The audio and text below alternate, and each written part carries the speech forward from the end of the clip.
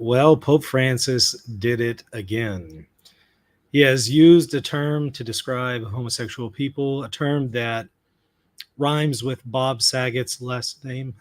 Uh, not sure if YouTube wants me to say the word, but he has said it again. We saw him say it not long ago, just a few weeks ago. We covered that, and here he is doing it again. But not only that, he quadruples down at this point with the position that people who have deep seated inclinations, homosexual inclinations, should not be admitted to seminary.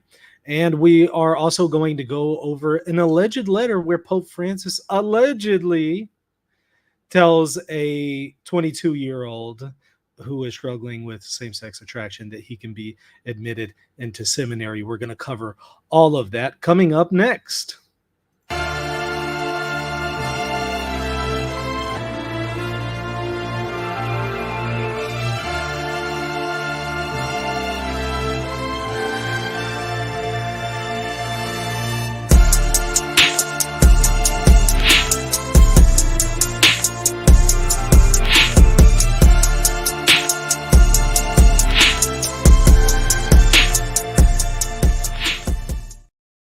Well, not a lot of people are reporting this yet, so this is likely the first time you're hearing about it.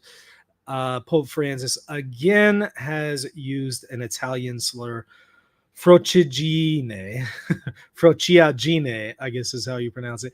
An Italian slur, again, used to describe people who are homosexually inclined. And this time he says there's too much of that going on in the Vatican.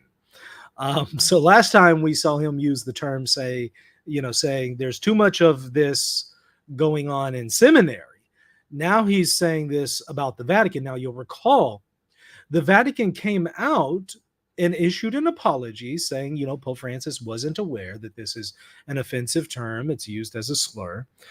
So he apologized, but he never retracted his position, which says that, again, people with deep-seated homosexual tendencies should not be admitted into seminary. That's coming from a 2005 Vatican document.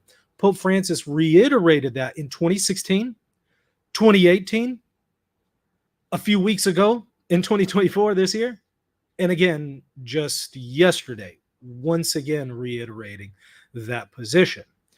And we're going to take a look at that here in just a second. But here is a report where Pope Francis has evidently used this term again, which is interesting because, he initially apologized and said, hey, I'm not intending to be offensive. I want to be cognizant of people's dignity. But in other words, I meant what I said. I mean, hey, this is a problem and I'm not changing my position. I'm sorry if it was, communicated in an offensive way, but it is what it is. Knowing that, he still uses the term. I don't know what that means, but it is what it is. Let me show you the report coming out of ANSA English. It notes here, Pope uses derogatory term for gays again, saying that there is too much frociagine in the Vatican. Pope Francis repeated a derogatory Italian term for homosexuality, frociagine, during a closed-door meeting with Roman priests on Tuesday. So, this just happened yesterday. So this isn't the time, again, a few weeks ago during that meeting. No, this is, again, yesterday with a meeting with a number of Roman priests. He used the word stemming from the term frocio, which translates into English as that word right there. I'm not going to say it because I think YouTube might ban the video. Last month, during a meeting with over 200 Italian bishops referring to people with gay tendencies at Catholic seminaries, caused controversy and prompted the Vatican to issue an apology. And so he said, hey, I'm sorry, I'm not trying to be offensive here. I'm not trying to use the term in any kind of offensive way. But, the church's position is the church's position concerning the issue of admittance into seminary. Now, some have speculated that maybe Pope Francis himself didn't apologize and it was the Vatican on his part. I don't know. I mean, I would think that if the Vatican apologized on his part and that's made up and that's not true, I would have thought he would have came out and said, hey, no, I didn't say that. Stop speaking on my behalf, you know. So I have to assume if the Vatican says that Pope Francis apologized, I have to assume that's true unless there's really good evidence to indicate otherwise. The statement said that the Pope never intended to offend or express himself in homophobic terms, and he apologizes. So it's indicating that he apologized to those who felt offended by the use of a term reported by others. On Tuesday, the Pope said that there is an air of frociagine in the Vatican too. Sources present at the meeting said. He also reiterated that he thinks while young men and gay tendencies are good lads, it is better for them not to be admitted to seminaries. So, I mean, this is consistent with his position overall. You know, the church is for everyone. You know, grace is for everybody, every single person. That doesn't necessarily mean that everybody is fit to enter into seminary. That's something else. He has, for instance, said very clearly that seminary is an ordination is for men only, not women.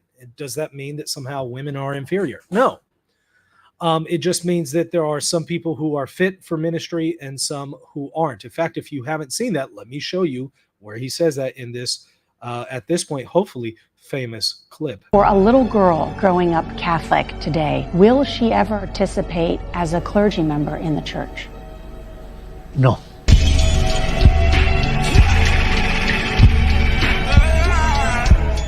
He shut that down.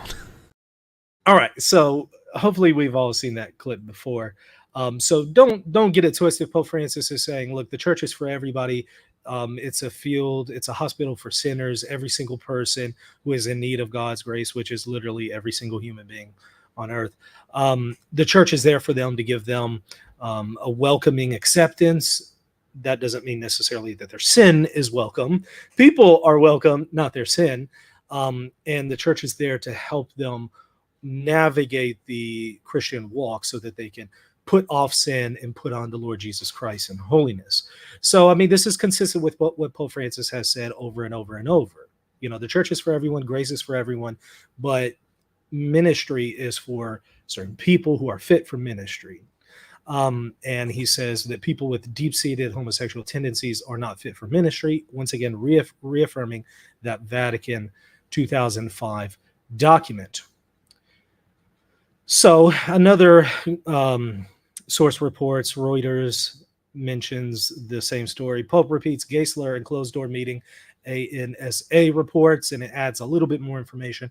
The Pope has again used a highly disparaging word against gay people, for which he had already apologized last month. Italian media had attributed to the Pope the use of the word frociagine, a vulgar Italian term, roughly translates as the word that rhymes with Bob Saget's last name. On May 20th, during a closed-door meeting with Italian bishops, according to ANSA, Francis repeated the term on Tuesday, saying there is an air of that word again in the Vatican. And it was better that young men with a homosexual tendency not be allowed to enter the seminary. Asked about the latest report, the Vatican's press office made reference to a statement it had issued regarding Tuesday's meeting with the priests, in which the Pope reiterated the need to welcome gay people into the church and the need for caution regarding them becoming seminarians. So again, it doesn't seem that the Vatican is denying that he says it again. Now, again, it goes back to that 2005 document that we're going to see here in just a moment. We're going to explore that, and we are also going to explore where Pope Francis allegedly wrote to a 22-year-old who has deep-seated homosexual tendencies, from what I gather, and wrote to him allegedly and told him, hey, yeah, you know what? Church welcomes you into seminary. No problem. Pursue your vocation, which would be at odds with literally everything that Pope Francis has said for several years now. We are going to explore that here in just a moment. Let me remind everybody, however, go ahead and hit that subscribe button if you haven't already.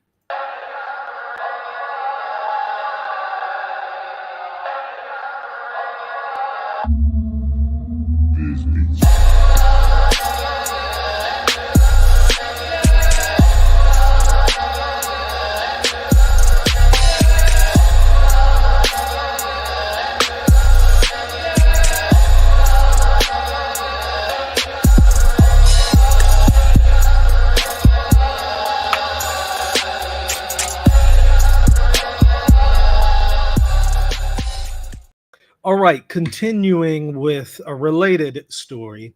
Again, Pope Francis tells a group of seminarians that, seminary is for people who are effectively not struggling with a deep-seated homosexual tendency. People who are struggling with that, ministry is not for them. So let's take a look at it. Let me share the Vatican and its news source. What I've uncovered, however, is that Vatican news in English doesn't report what Pope Francis actually said, but the Italian version of Vatican news does. The English Vatican news says Pope meets third group of priests of the Diocese of Rome. Pope Francis meets some 160 priests who have been ordained between 11 and 39 years at the Salesian Pontifical University. And it just talks about him being there, but it doesn't mention anything about his comments about people with deep-seated homosexual tendencies should not be admitted into seminary. You'll notice it's nowhere there. It's not there. Something's going on with Vatican news in English where they're not reporting this. But if you go to Vatican news in the Italian, same article, it actually does report it. So again, same thing here, same article, but it has an extra bit here in Italian. This section, I believe it's that section. No. This section right here. And I used the handy dandy Google Translate because I don't know Italian. I don't speak that Italiano. So it says the title of the section is Admission of Homosexuals to Seminaries. In concluding, the Pope spoke of the danger of ideologies in the church and returned to the theme of the admission of people with homosexual tendencies into seminaries. He's bringing it up again. He brought it up 2016, 2018, last month, again this month. I guess this is a point he really wants people to be aware of, something he really wants to hammer home. It says, concerning the people of admission of people with homosexual tendencies into seminaries, reiterating the need to welcome and accompany them. We need to welcome them, accompany them. Jesus loves them, and they're in need of God's grace, so the church welcomes them. However, that doesn't mean we welcome sin, and it also doesn't mean that they are fit for ministry. He says we should welcome and accompany them in the church, and he reiterates the prudential indication of the dicastery for the clergy regarding their entry into seminary, which, again, that's a reference to that 2005 dicastery document. We'll take a look at it in just a second. This says, again, they cannot be admitted into seminary. So he does it again. He says it again. They can't be admitted. But I did find it odd that, again, it's here in the Italian version. It's not in the English version. I don't know what's going on. Maybe somebody dropped the ball. I'm not saying it's conspiracy. I'm not saying it's intentional. It is weird, though. I'll point that out. Okay. So let's take a look briefly at that Vatican document that Pope Francis has reiterated at least 4 times now, to my knowledge. Here's the key part from that document. The document is instruction concerning the criteria for discernment of vocations with regard to persons with homosexual tendencies in view of their admission to the seminary and to holy orders. As I've said before, somebody at the Vatican needs to advise them on how to write, briefer titles. That was obnoxiously long. Okay. Deep-seated homosexual tendencies, which are found in a number of men and women. And what is a deep-seated tendency? It's a disposition. Are also objectively disordered. So this isn't part of creation. This isn't what God has ordered. It's actually disordered. It's actually a result of original sin. It's a result of the fall. It is not God's intended will. Are also objectively disordered. And for those same people often constitutes a trial. People who are struggling with this, it's a real trial. Such persons must be accepted with respect and sensitivity. Every sign of unjust discrimination in their regard should be avoided.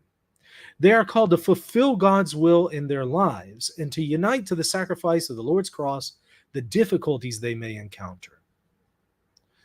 In light of such teaching, that this dicastery, in accord with the Congregation for Divine Worship and Discipline of the Sacraments, believes it necessary to state clearly that the Church, while profoundly respecting the persons in question, cannot admit to seminary or to holy orders those who practice homosexuality, so those who are living this lifestyle acting on it, those who practice it, or present deep-seated homosexual tendencies.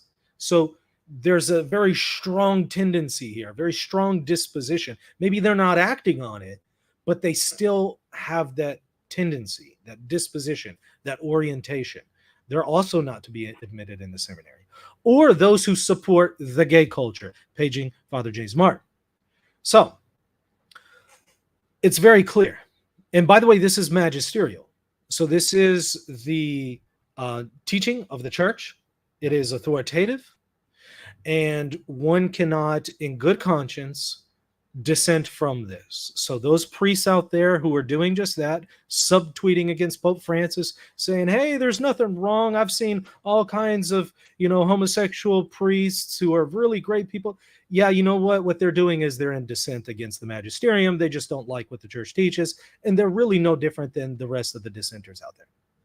So it says such persons, in fact, find themselves in a situation that gravely hinders them from relating correctly to men and women. One must in no way overlook the negative consequences that can derive from the ordination of persons with deep-seated homosexual tendencies. Different, however, would be the case in which one were dealing with homosexual tendencies that were only the expression of a transitory problem. For example, that of an adolescent not yet superseded. Nevertheless, such tendencies must be clearly overcome at least 3 years before ordination to the diaconate. So it's saying, maybe there's a person out there who's a little confused. They maybe struggled a little bit with this, but it's not something deep-seated. Okay, they're not excluded from seminary.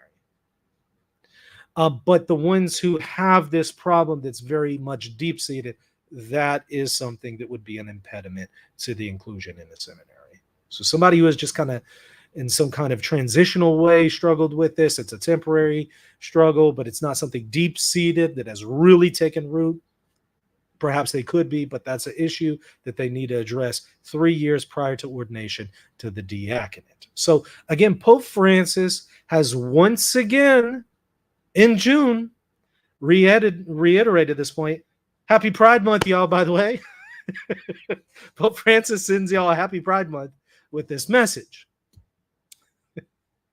So there's that. Now, as y'all are aware, right around the time that Pope Francis reiterated this position just a few weeks ago and dropped the F word that, again, rhymes with Bob Saget's last name, right at that time, conveniently, a 22-year-old who says he was rejected from seminary says that he emailed Pope Francis. And he says he got a written response back in the attachment from the email from Pope Francis telling him, hey, you know what? Go right ahead with your vocation. And it said that, this is a person who was rejected because of homosexuality. Now, I don't know if he was rejected because of deep-seated tendencies or if he was just saying that, hey, I have some kind of temporary thing that I was struggling with, but I got over it and they just wrongly rejected me. Like, I don't know what was going on because we haven't seen the actual email. I'm going to cover that here in a moment because right at the time that all of this dropped with Pope Francis, conveniently, this guy comes out and says, yeah, Pope Francis said the exact opposite to me, conveniently, right? You'll notice that is generally what takes place. Anytime Pope Francis says something that reiterates the Church's position, somebody behind the scenes comes out and says something. We saw Vigano recently say, right at the same time, oh, guess what, guys? You know what? Pope Francis actually sexually abused some people back in the day. And he's just now telling us about this in light of all the problems associated with Vigano and his apparently sheltering Cardinal McCarrick when he was nuncio. I have a video on it that I just did last week. You can check it out. I'll put it in the show notes.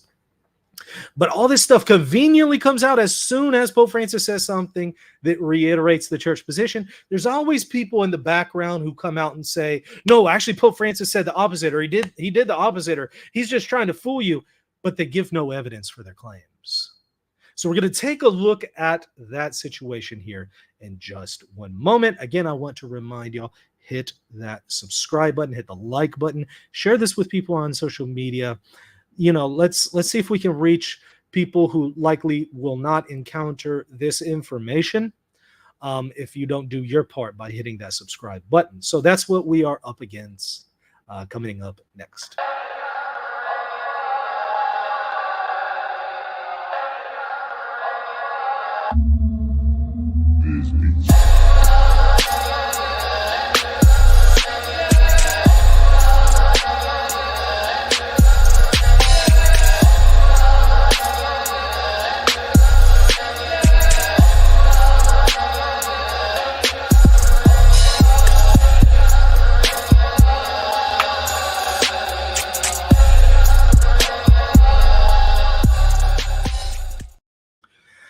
All right, so I want to cover that situation where Pope Francis allegedly told a person who wants to enter seminary, who is struggling with same-sex attraction, go ahead, brother, go ahead and enter seminary.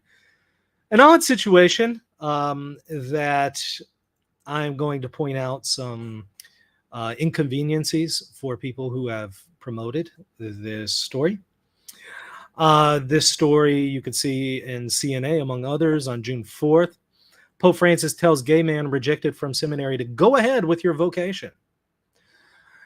It says Pope Francis has reportedly encouraged a 22-year-old gay man to continue to pursue a vocation to the priesthood after he was not accepted into a Catholic seminary. First of all, I need more details. Is this a person who, as the document was saying, has a deep-seated tendency, or is this a person who just has a transitory problem? If it's a person who has a transitory problem, they can go ahead as long as they've dealt with this issue 3 years prior to their ordination to the diaconate. If it's a person with deep-seated homosexual tendencies, they cannot be admitted into seminary. You'll notice all of the reports ignore that distinction.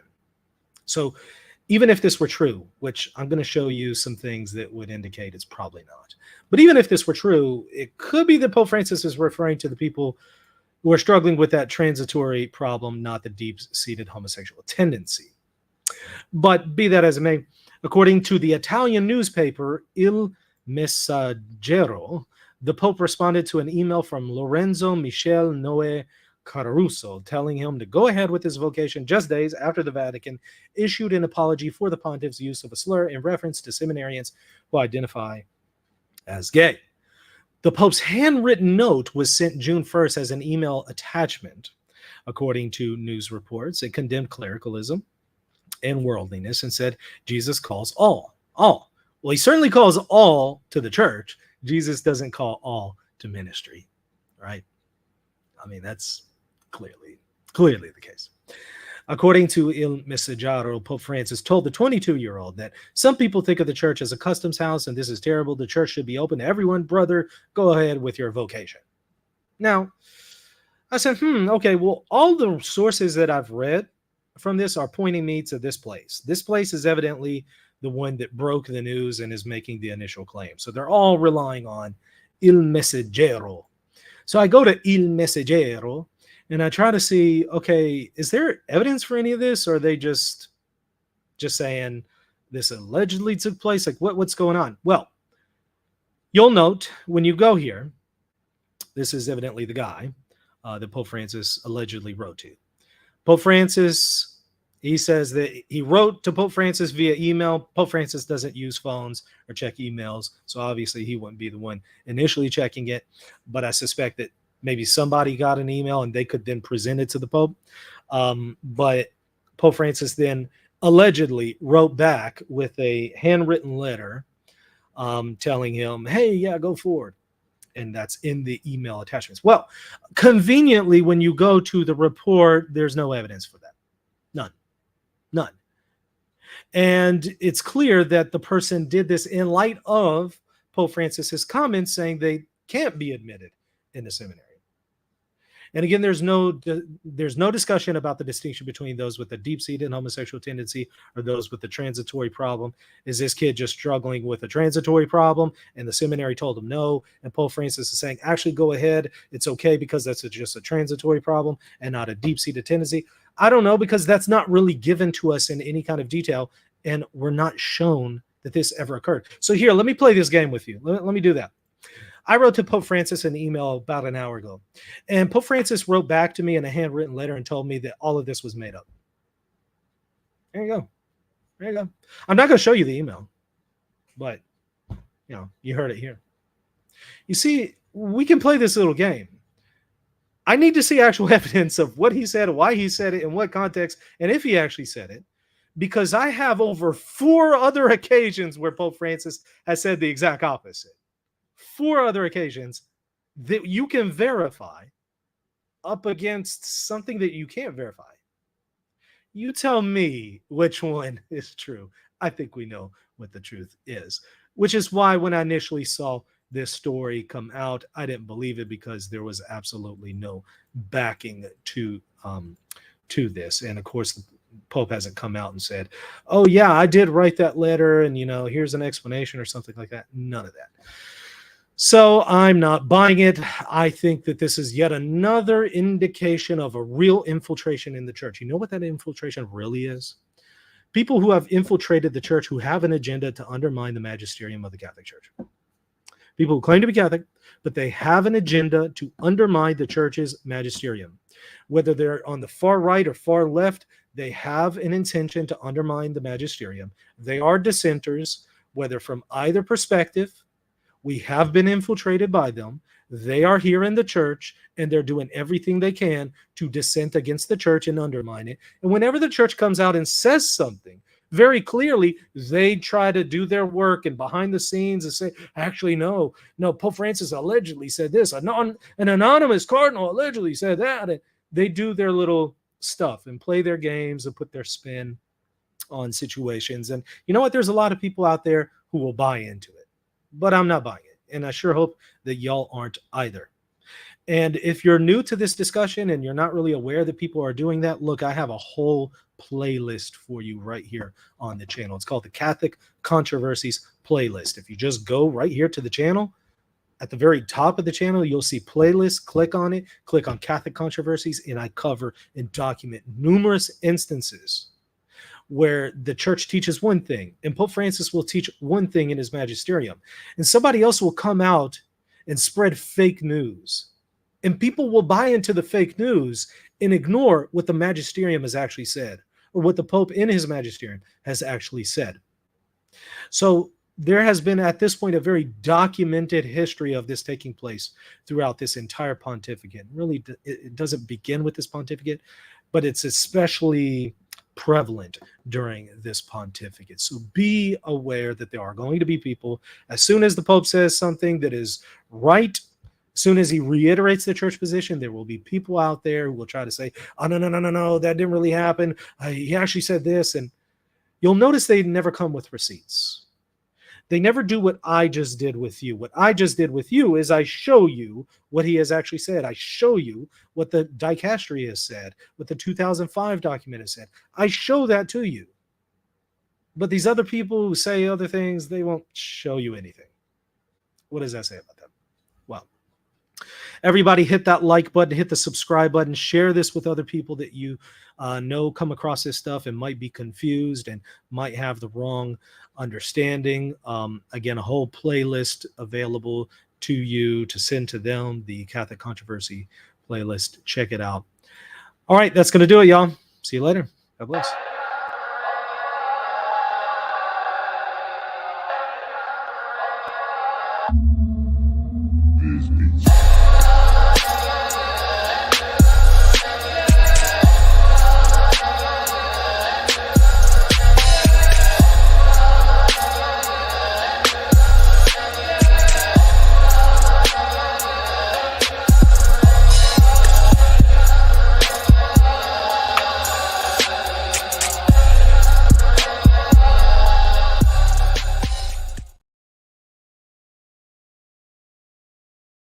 Have you ever heard someone say that Pope Francis denied the existence of hell, or Pope Francis worshipped an idol in the Vatican gardens? There are many claims that have been made about Pope Francis for over a decade, and many of them are inaccurate. I've set the record straight in my free ebook called Top 10 Lies About Pope Francis Exposed. Get your free copy today by visiting reason.podia.com.